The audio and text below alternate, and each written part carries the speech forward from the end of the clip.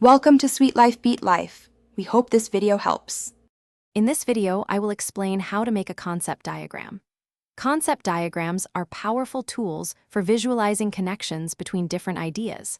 They help you organize complex information into a clear, understandable format, making it easier to grasp intricate relationships. By mapping out your thoughts visually, you can enhance communication and ensure everyone understands the core concepts. This process transforms abstract ideas into concrete, actionable insights. To build an effective concept diagram, begin by identifying your core concepts. These will be represented as nodes, typically shapes like circles or rectangles. Next, establish the relationships between these concepts using connecting lines or arrows. It is crucial to label each connection clearly, explaining the nature of the relationship, such as causes, leads to, or is a type of.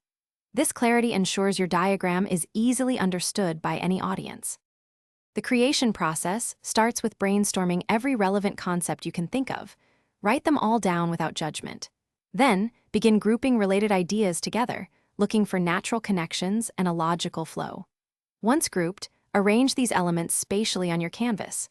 Aim for a layout that is visually balanced and easy to follow, perhaps with a central concept and radiating subconcepts.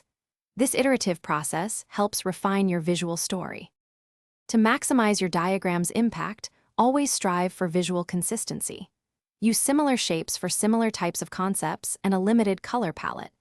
Ensure your diagram remains focused on one central idea, avoiding the temptation to include too much information. Finally, review and refine your work.